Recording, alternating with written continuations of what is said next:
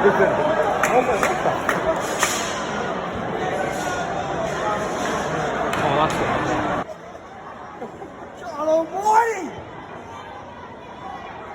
is great ball use. G'day guys, welcome to the round 3 review for Supercoach 2021. We scored 2,169, top 10% score, which is not quite ideal overall in the top 5%, which is okay. We'll keep pushing. And yeah, as you could see, I went to the game on the weekend. It was great to see Essendon just smash St Kilda. Had a lot of fun. And yeah, shout out to Tom, a bloke that I met at the footy. He sat next to me. Yeah, he was hilarious. Had some great commentary. Yeah, he's just a genuinely great bloke. And yeah, mate, I hope I see you at the next home game. And hope you like the channel and the content, mate. You tune in. But yeah, that was really funny. Just, yeah, thought I'd give him a quick mention. But yeah, overall, not too bad. Look, we don't have some certain players that we probably need. No Tex Walker, no Chad Warner, no Jarman Impey. So yeah, we've got problems galore on this side, but it's doing not too bad considering that I am lacking these players. We'll get straight into the video and suss out where we're at coming into round 4. Need to make some good trades this week. It's very important that I get back into it. Yeah, really start pushing the top 1%. I haven't been in the top 1% before, and I really would like to. So yeah, we've got to start trading very efficiently. So D1, Jake Lloyd, 116. Not too bad. I like that. He's an ultimate seagull. He's going to do that week in, week out, so not a problem at all there. Jordan Ridley, yeah, the highlights just suggest how good he is. Just hits every target. Had 35 disposals. Pretty sure it was like 25 kicks or something. Some rubbish like that. Just crazy stuff. And yeah, he's always above 85 efficiency. So look, he's just an absolute jet. I didn't think he'd be this good, but yeah, proved me wrong. I traded him in last week, and what a trade it was. Yeah, definitely helped. Caleb Daniel, 96, not quite ideal. I'd rather him get 100. It's only 4 points, but it makes a difference. It looks a lot better. I think he's fine. He's definitely going to be a top 6 defender, so not a worry there at all for Helmet Man. Jaden Short scored 88. I thought he was on track for 150, to be honest. I saw the stats. I think it was a 10-minute mark of the first quarter. He had 9 disposals and 8 kicks or something like that. But then I checked his efficiency. It was like 40%. I just couldn't believe it. I was like, that's so unlike Shorty. But look, hopefully he doesn't do that again. Didn't have much of an influence. 88. It's pretty lucky for how bad he played and how ordinary he used the ball. So hopefully that doesn't happen again. Hayden Young, we have a problem here. Hamstring. He's done it again. I knew it. I knew it was going to happen. I had a problem with picking him in the first place. I thought, look, he seems a little bit injury prone. But I thought, nah, stuff it. We'll pick him. I got sucked into his high ceiling. Got that left peg. He was the best kick in the draft. Taking a top 10 pick. I think he went pick 7. So yeah, got really sucked in there, and he's burnt me on this occasion. So we're going to trade him out. I do have plans for that, and I'll run you through what I'm going to do later on in the video. Now, Jordan Clark, very lucky to get that 71. I'm taking it, but kicked what I reckon is goal of the year so far. In terms of the passage of play, it was unbelievable. Gee, he's got some pace, got wheels. He's so quick. And yeah, it was just great to see. Great team goal, and yeah, he would have got plenty of points out of that. So yeah, very lucky to get that 71, I think, Jordan Clark. And Highmore didn't play. That did cost me a little bit. Look, I really would have loved to have him on field. But yeah, that's why we got Clark and Laird. That DP is just where it's at. It saved me. Yeah, I would be lost about it because I would have had to field Cozzy, and that would have been an absolute disaster. So yeah, luckily I didn't have to do that.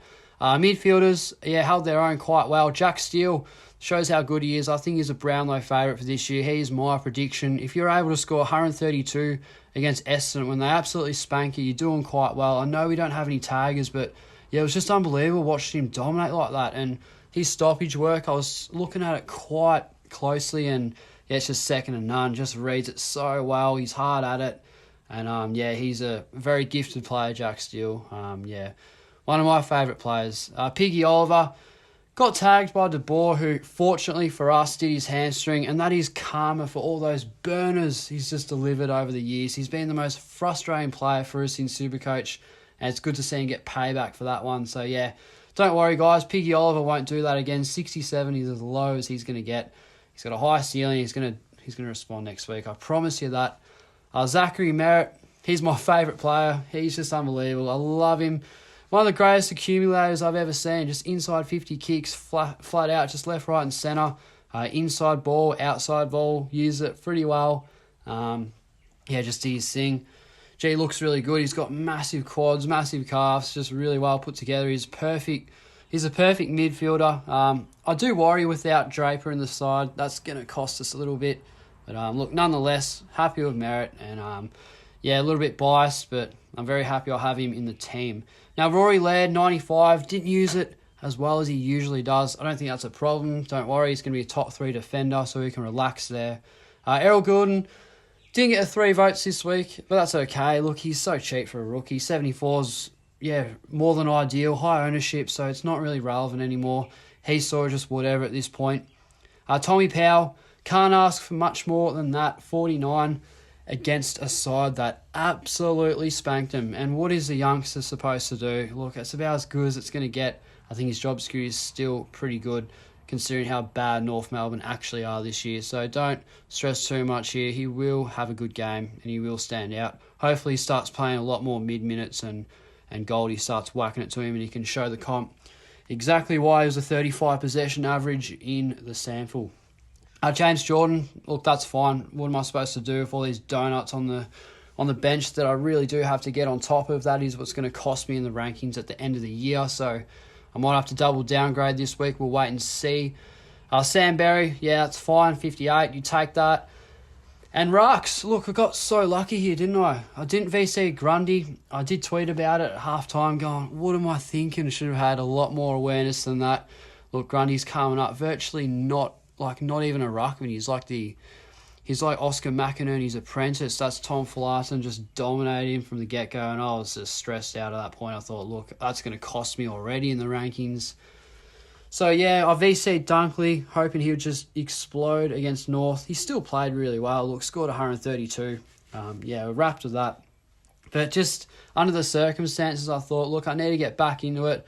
I'm just going to captain Gawn against Matty Flynn.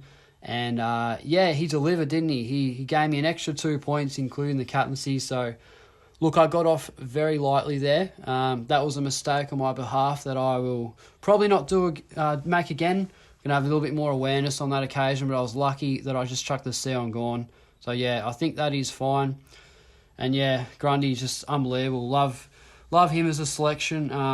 Shame if you trade him out. That's just, pretty rookie stuff right there. Matty Flynn will just continue to make cash on the bench. We love that. Josh Dunkley's super solid. Dustin Martin, 85. I trade him in. Probably should have traded in Warner instead. That is a bit of a concern not having him. I'll work around that.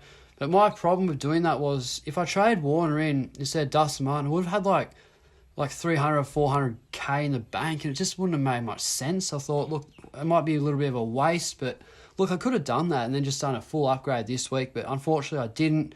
And that's fine. We'll just see how we go. Jack Siebel, 155. What a great score. What form this bloke is in. I just can't believe it. He's the absolute seagull at North Melbourne. Got the exact same role as Jake Lloyd. Doesn't defend much. Gets a lot of the footy, a lot of kicks. He was on 16 disposals at halftime, 100% efficiency. And I'm pretty sure he only had the one hand pass, majority kicks. So he's a perfect Supercoach player. I think he's a keeper. I think he is F3 for the year. It just depends how well Tex goes, which is a problem for me. I don't have him in the squad. We'll have to assess that as soon as possible. I don't think I can get him in. I'll probably miss out there. I do have a problem with key forwards anyway. Look, even Jeremy Cameron, his Coleman year, didn't go anywhere near him.